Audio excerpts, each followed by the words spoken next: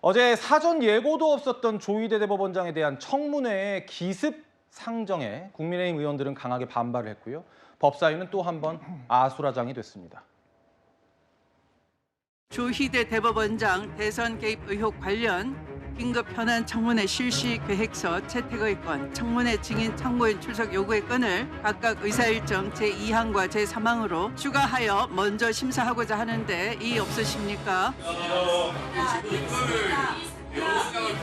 이의가 있으므로 의사일정 변경 동의 건에 대하여 표결하겠습니다. 거수 표결로 진행하겠습니다.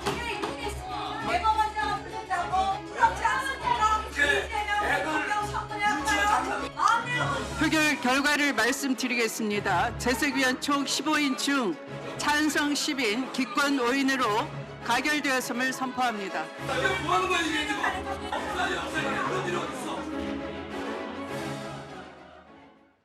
민주당 정청래 대표도 이런 얘기를 했었죠. 대법원장이 뭐라고. 여당은 이런 기조를 이어가고 있는 것 같고 국민의힘에서는 독재 정권 시절에도 없던 일이다 이렇게 강하게 비판하고 있습니다. 조희대 대법원장도 협조울이라고 봅니다. 대법원장은 신이 아니고 왕도 아닙니다. 대법원장도 헌법과 법률을 위반하면 탄핵을 해야 되겠죠. 마일리지를 쌓아간다는 거예요. 이게 대한민국 헌정사에도 없었을 뿐더러 독재 국가에도 없어요. 네. 대법원장은 오로지 기록에 따라서 법과 양심에 따라서 판결을 하는 분이지 사법부 독립에 의해서 저는 안 나오시는 게 맞다고 생각해요. 판결에 대해서 어떤 내용을 정치적으로 해명하잖아요. 그러면은 정치적인 중립은 바로 깨지는 겁니다. 조희대 대법원장 청문회에는 윤석열 전 대통령의 재판을 맡고 있는 지기현 판사와 한덕수 전 국무총리 그리고 대법관 4명까지 증인 채택이 됐습니다. 강선필 부대변인. 네. 민주당이 제기했던 그 의혹의 근거가 다소 빈약하다라는 비판이 나오고 있는데 이렇게 증인 채택까지 대거하면서 청문회를 밀어붙이는 것은 좀 위험하지 않나요? 어때요? 저는 신중해야 된다고 생각합니다. 그래서 근데 이제 이 정치적으로 메시지를 내는 것하고 이제 실질적으로 우리가 현실 세계 법사위에서 청문회를 열어서 이 증인들을 불러가지고 이 질의를 하는 거하고는 전혀 다른 얘기인 거예요. 쉽게 말해서 지난 5월에도 이제 조희대 대법원장 관련해 가지고 청문회 하려고 했지만 무의에 그치지 않았습니까? 예. 그렇게 되면 저는 이게 과연 민주당에게 득실이 있을까? 득이 없고 실망이 있을 수도 있다라고 생각을 하거든요. 예. 그래서 저는 민주당이 이제 정치적으로 계속해서 조희대 대법원장의 지난날의 과오에 대해서 이렇게 비판하는 것은 저는 충분히 할 수 있고 또 그렇게 해야 된다고 생각합니다. 하지만 이 청문회를 여는 것은 조금 다른 문제다. 예. 그래서 지도부하고는 지금 제가 알기로는 이게 조율되는 건 아닌 것 같아요. 아, 그래요? 네. 그래서 이 부분에 있어서는 좀 신중해야 될 필요가 있다 이런 생각합니다. 방금 그 말씀은 제가 잠깐만 이따가 다시 짚어보고요. 박 대변인님. 네. 조희대 대법원장도 안 나올 것 같고 왠지 지금 그런 전망이 나오고 지금 지기현 판사, 한덕수 전 총리 그리고 4명의 대법관 다 나오지 않을 가능성이 높다 이런 분석 나오더라고요. 안 나오는 게 맞다라고 보는 게 상식적이겠죠. 이성윤 의원이 대법원장이 뭐라고 이야기를 했는데 직접 선출이 아니다 뿐이지 국회의 동의를 얻어서 대통령이 임명을 한 간접적으로 국민적인 정통성과 권력을 위임받은 존재가 대법원장이거든요. 예. 근데 우리가 삼권의 수장에 대해서는 국정감사에 부르지 않는 것이 상식이고 관례였습니다. 민주당의 논리대로라면 이재명 대통령도 왕이 아니거든요. 대통령도 국정감사장의 대정부 질의에 나와야 한다라고 하는 논리로 귀결될 수가 있습니다. 그런데 지금까지 국회에서 행정부의 수장은 부르지 않는 것이 관례였고 심지어는 권한대행 체제 당시에서도 한덕수 전 총리가 직접 출석하지 않았었거든요. 지금 대법원의 입장은 대법원의 2인자라고 할 수 있는 천대엽 법원 행정처장이 성실하게 국회에 출석해서 답변을 하고 있습니다. 대법원장을 부르겠다라고 하는 것은 결과적으로 망신주기를 하고 재판에 영향을 끼치겠다라고 하는 부적절한 모의로밖에 생각되지가 않고 심지어 그것이 여당 내에서 합의조차 되지 않은 것이라고 한다면 추미애 법사위원장의 자기 퍼포먼스, 자기 정치가 도를 넘었다라고도 평가를 할 수 있겠습니다. 예. 방금 두 분께서 말씀을 주셨는데 이게 원내 지도부에서도 사전에 알고 있었던 게 아니라고 하더라고요. 관련 목소리 준비했습니다. 사전에 상의는 안 됐고요. 법사위 차원에서 의결이 된 걸로 추후 통보를 받았습니다. 상임위 차원에서 진행이 된 거기 때문에요. 그거를 지도부가 해라 하지 마라 뭐 할 수 있는 내용은 아닌 것 같고요. 그대로 진행된다고 보시면 될 것 같습니다.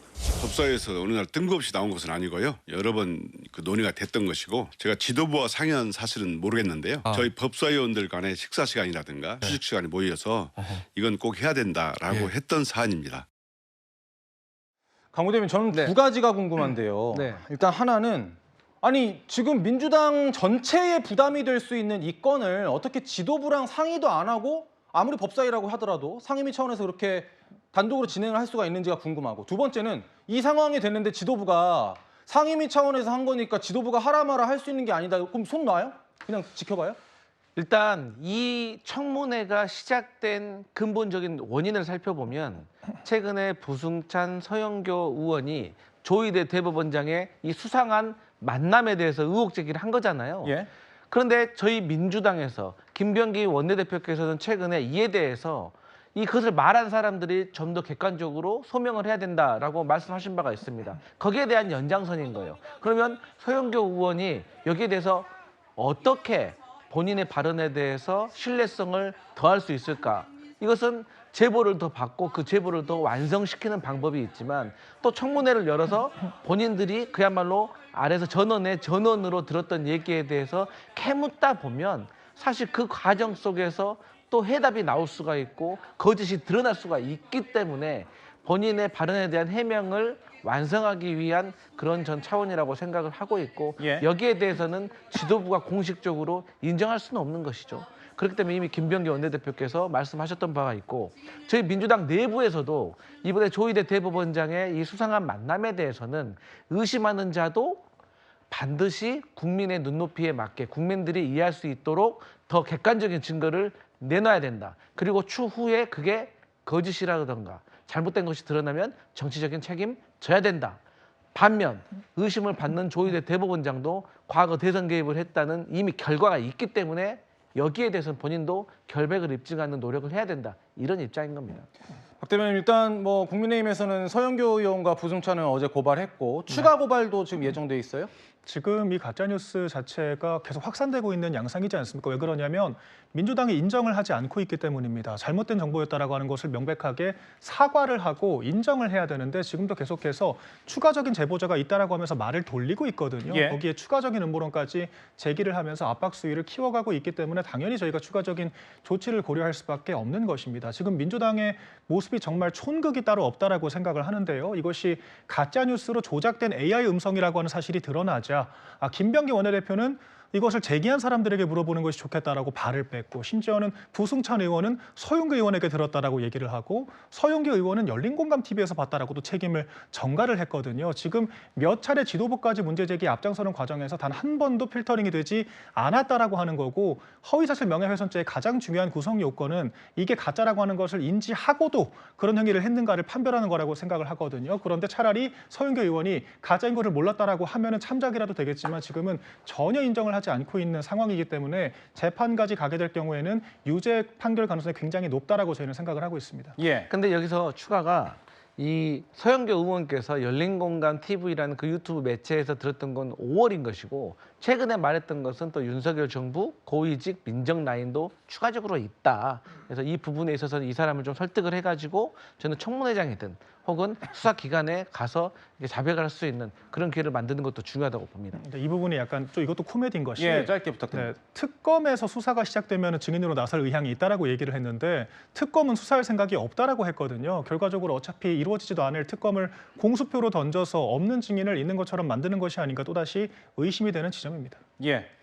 일단 저희도 기자들도 어떤 의혹을 제기하거나 어떤 사건을 보도할 때 이 근거가 얼만큼 신빙성이 있느냐를 촘촘히 따지는 건 기본입니다. 근데 어제도 뭔가 확인되지 않은 이야기를 한 민주당 의원이 있었어요. 검사 출신의 양부남 의원인데 어제 김어준 씨 방송 나와서 이런 얘기를 했습니다. 누구라고 특정할 수도 없고 자료도 없는데 순 내 뇌피셜, 그러니까 그냥 내 머리에서 나온 이야기인데 뭔가 검은 디자이너가 있다. 검찰과 사법부가 검은 디자이너 손에 의해서 움직이고 있다. 지기현 판사도 검은 디자이너에 의해서 구속 취소 인용을 한 것이고 심우정 전 검찰총장도 그래서 즉시 항고를 포기한 것이다라는 식의 얘기를 했거든요. 강 부대변인 이거 우리가 어떻게 봐야 될까요? 저는 양부남 의원이 나름대로의 정보가 있다고 생각을 해요. 저도 이제 개인적으로도 잘 아시는 분인데 저분이 민주당 의원들 중에서 이제 많은 법률가들 출신 중에서도 상당히 점잖고 입이 무거운 편입니다. 근데 저분이 저렇게 얘기했다는 거는 저는 나름대로 본인이 법률가 검사 출신입니다. 이분도. 그래서 나름대로 정보가 있는데 이 정보에 대해서 객관적으로 입증할 지금 근거가 부족하기 때문에 저는 유튜브에 나와서 저렇게 얘기했다고 생각을 하고 예. 이 부분에 있어서는 사실 이제 좀 더 소명을 해야 될 필요가 있습니다. 근데 이제 저희 민주당으로서는 사실 왜 검은 디자이너라고 말을 하냐? 그러니까 조희대 대법원장으로 인해서 지난 대선 직전에 유죄 취지 파기환송이 결정이 되고 그 직후에 바로 한덕수 국무총리가 사임하고 권한대행을 사임하고 바로 대선에 출마합니다. 그리고 또 그 이후로도 지기현 판사가 석연치 않은 방법으로 구속 취소하고 이런 것들이 일련의 어떤 조직적인 어떤 디자인이 있었던 것이 아닌가라고 의심을 하고 있는 것이고 예. 양부남 의원은 나름대로 이 아래 확인되지 않은 정보가 있는데 그 정보에 대해서 아직 증거는 없지만 이럴 수도 있다라고 본인의 뇌피셜이라고 얘기했지만 언젠가는 드러날 수도 있다 이렇게 봅니다. 이 부분에 대해서도 국민의힘이 좀 문제 삼을까요? 민주당의 혹세무민이 도를 넘고 있기 때문에 이 부분에 대해서도 과도한 의혹 제기가 계속된다면 당연히 법적 조치를 비롯해서 야당으로서 해야 될 역할을 해야 한다라고 생각을 합니다.